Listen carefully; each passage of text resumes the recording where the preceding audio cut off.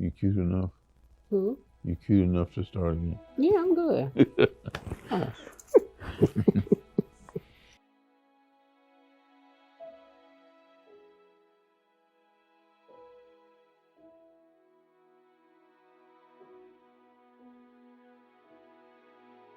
One of the biggest things I remember when I was 12 years old, uh, we were going to the bathroom in outhouses, and there were a group of deacons, the Cobles, the Worths, and the Andersons, who came to dig a hole for a septic tank to be built in.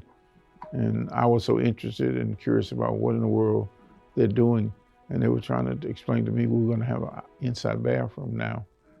And we was like, whoa. So I was in the way, as they say, looking at what all these men were doing, digging this giant hole in the ground. So they let me get down in the hole, since I was so curious, and dig a little bit. And my grandfather gave me a brand new $5 bill. So I thought I was in heaven.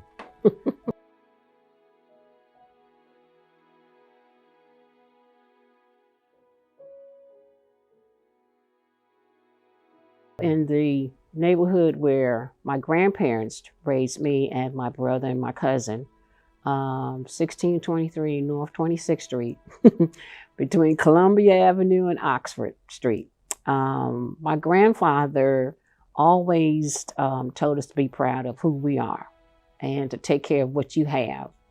I learned how to take care of my surroundings, my grandparents' house, the outside. We had like marble steps, and we would wash the steps down and clean the block and paint it. And then once everything got dried and everything, open it back up. So other blocks throughout North Philly saw what we were doing, and they developed the same idea that we had, that my grandparents had, and they would do it. And we were showing them that even though we're African Americans, they think that we like to live in filth. No, we want to live in a decent place just like anybody else. And we take care of what we have like anybody else. And so that went on for a long time. So I learned environmental justice when I was a little girl. Then learning more when I came back here to Mebane and finding out what's going on in West End, and along with my husband.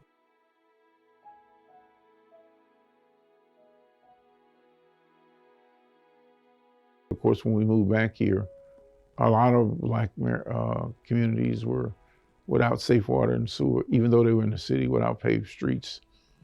So that became part of the foundation of us organizing the Western Revitalization Association and filing federal complaints against the city and against the county in order to get houses and churches connected to sewer lines and get streets paved, infrastructure. We were there, doing the work before some of the national discussion came about. And we were one of the few organizations in the country that ever filed a civil rights complaint and got action at the United States Department of Justice on the issue. Part of the reason was the plan to build an interstate highway through West End and White Level. The plan for the local government, the city of Mebane and Alamance County, was to eliminate some of these communities. Physically, just eliminate them with the highway corridor.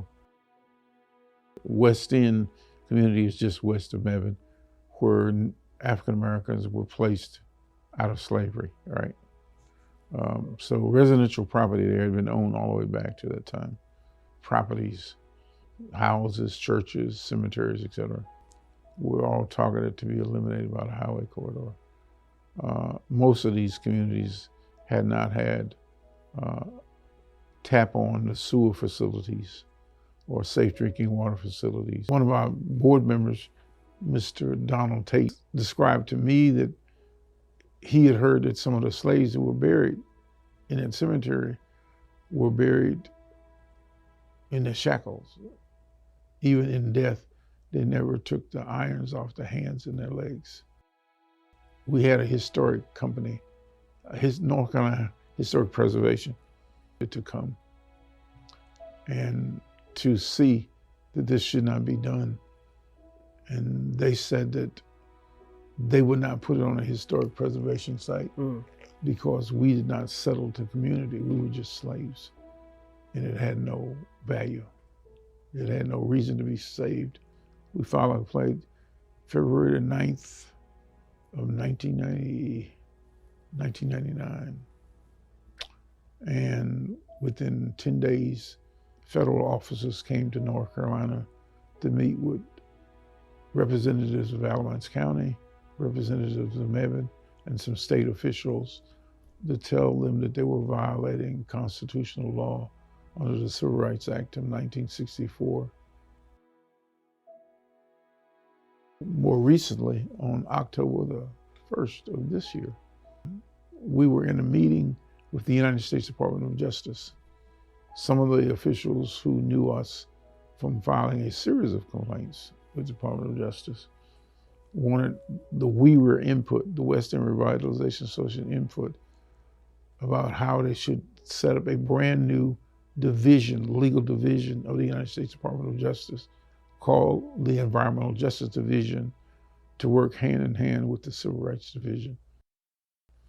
I guess that's pretty significant, isn't it?